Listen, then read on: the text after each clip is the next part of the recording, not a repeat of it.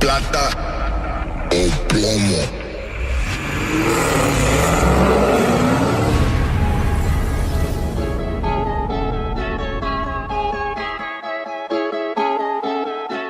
Alright guys, so we have this 2022 Ram 1500 TRX here on the dyno.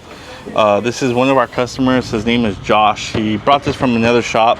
The main concerns was the ABS light was on, check engine light was on, brake light was on because of the ABS. Basically it looked like a Christmas tree on the dash. So the previous shop had put it back to stock, such as injectors, put 91 in it, took the lower pulley off, they put 91 in it. So the customer brought it to us. They left the upper pulley on there. Customer brought it to us for us to diagnose the ABS system, see what was going on. So we got into the ABS module and we had to do a relearn.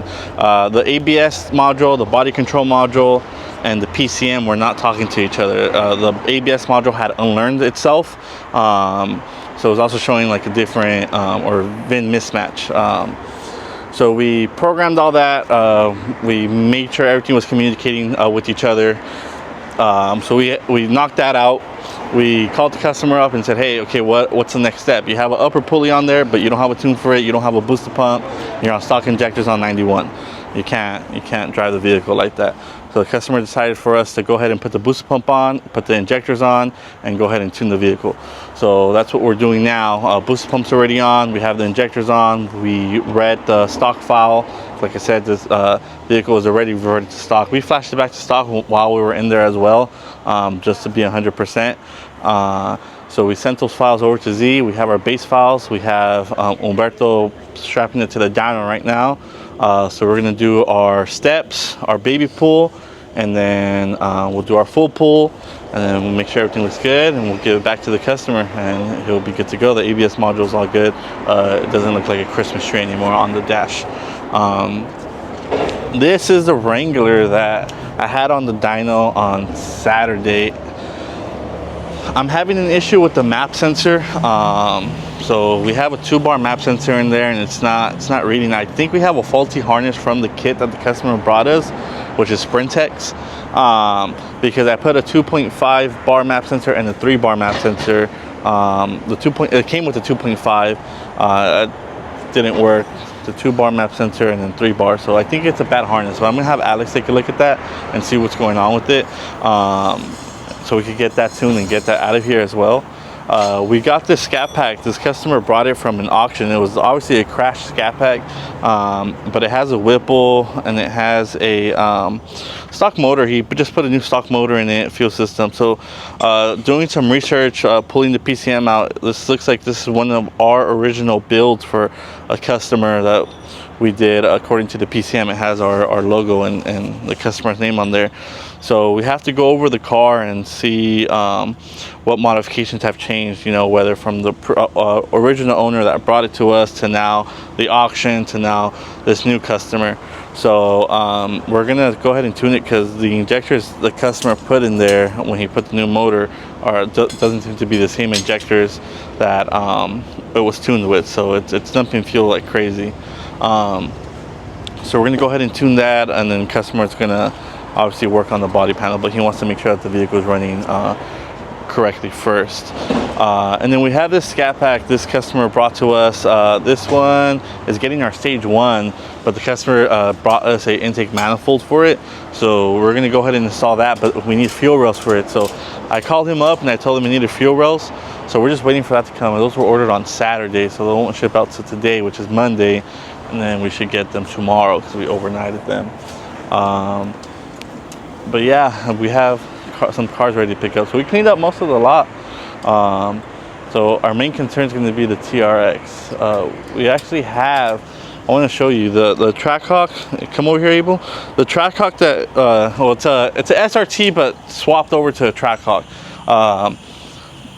This one, it's crazy because it has such a slight misfire on this vehicle. It's such a slight misfire that when the customer brought it to us originally, we checked the plugs were bad, so we put some Brisk racing spark plugs in there and it was fine.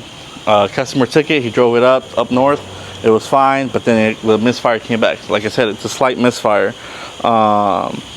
And so we checked the cylinder, which is cylinder 7. We pulled out the spark plugs and we put a camera in there because the plugs look fine. Like I said, we had just replaced the plugs, and we're looking that the piston is actually making contact with the block. Checking compression, we have very low compression. That's not it. So we're gonna have to let the customer know that it's a motor. Motor needs to be rebuilt. So it's just, you know, something like this. It's with such a slight misfire, you wouldn't expect that. So now we know. You know, like I said, when we put the new plugs in, it was fine. Customer a few days later decided, hey, it's misfiring still. So, and then he's also getting CAN bus line code. So not only does it need a motor, but we need to see what's going on with the communication system of the vehicle. Like I said, it's a swap, so we gotta double check and see what isn't communicating. Because he called me. I remember he called me, and he was like, "Hey, it says service transmission, and I can't turn the vehicle off." So I had him pull out the fuel pump relay so the engine would cut out, and then disconnect the battery. Because obviously, if you disconnect the battery, alternator is still running and it's still going to be on. So had him do that, and then disconnect the battery in both terminals and do a hard reset, and then it was fine. So something electrical, something with the communication system of the vehicle. So we're gonna call him and see what's up. Here we have Todd Stein. So he went out to red list. The vehicle's back here. It looks like, as right now, what we think is it broke the differential. Right, but I got something for you, brother. All right. So we brought down the differential thinking that was a problem. Everything checked out pretty good. Axles, differential. So next big thing was to tackle the transmission. So we went ahead and removed the oil pan and drained the fluid just to see what's going on in there. And this is what we found. As you guys can see, whenever you see metal shavings, it's not supposed to be a normal thing. So that's going to be the issue. We're going to have to send out the trans out. So Perfect. So we'll have Ben start dropping the trans. So unfortunately for the customer, it wasn't just a differential. Or the differential's probably fine, but it's actually going to be the transmission. So as Ben said, he has the oil pan off for that. So you can see the valve body there. So we'll drop the transmission. We'll send it out. But yeah, this vehicle. What did they tell you what it ran? I think it was an 8.3, right? On the first. I think, I don't know. I have to double check. Don't quote me on that. I'm not 100% sure. But yeah, it did good out there. For right off the trailer, right off the dyno, you know, to the trailer, to the track, the first passes. But obviously, we had something in the drivetrain give out. So 8.7? Oh, 8.7, not 8.3 yet. 8.7. That's exactly. And it's on the big pulley with low timing. So there's more than enough room to go ahead and hit more than even 8.3.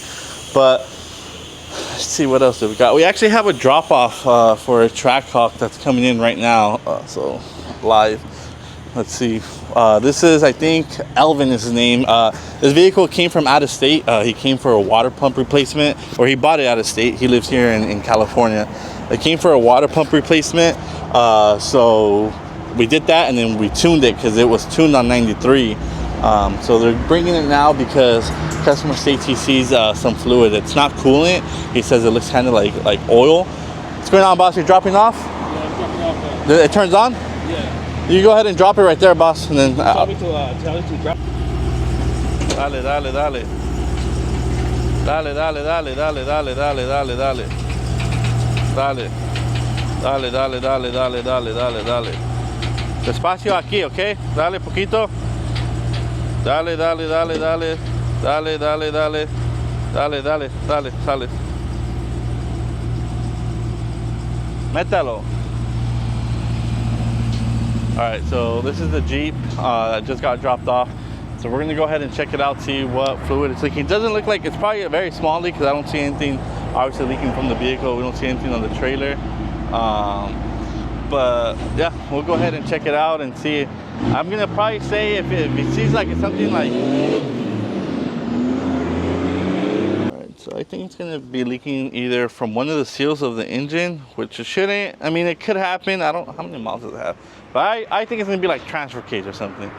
I don't think it's gonna be engine oil. 67,000 miles. I doubt it's something from the engine, but yeah. And then we do wash his cars here, so we have Blix across the street right now washing all the cars across the street, and then he'll hit up this main lot and wash all these cars. But yeah, that's pretty much it that we got going on today. Oh, this is a Hellcat that's actually gonna hit up to Dyno once we're done with the TRX and that Jeep. This vehicle, the customer bought all his parts, but it's done. Upper, pin the crank, booster pump, injectors, 85, 180 thermostat. So we're gonna have that on the dyno pretty soon. Just gonna get these vehicles out. So we'll catch the video on the dyno. All right, guys. So like I said, we have the TRX here on the dyno. So we have our basins in it, our 85 loaded. We're gonna go ahead and do our steps, which is basically going through every gear from 1500 RPM to 3000 RPM. And then we're gonna go ahead and do our baby pull. The fuel trims look good. We'll go ahead and do our full pull. So we'll see what it makes.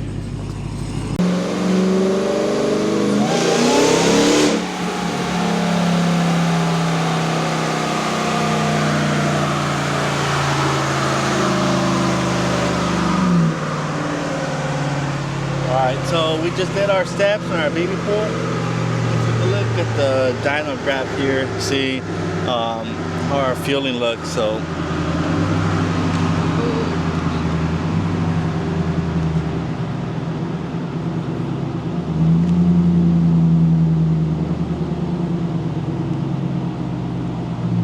harder on a big truck like this to see the dyno screen. Obviously we're much more up ahead.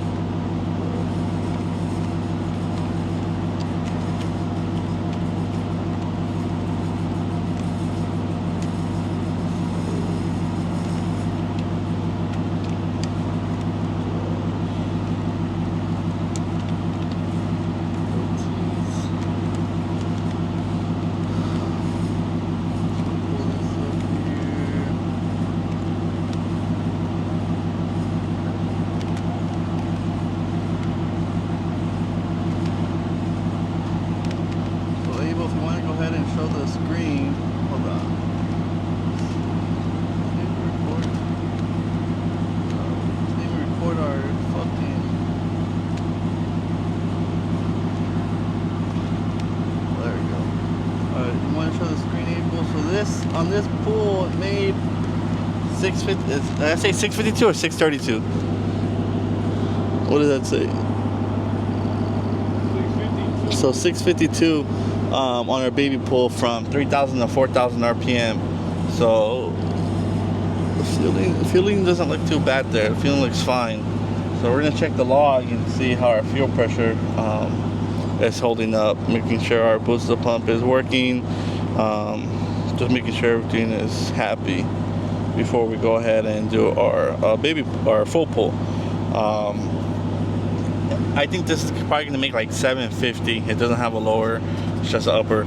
So that's gonna be my estimated horsepower gain, 750. So we'll see what it makes. We'll put a revision and then we'll see what it makes.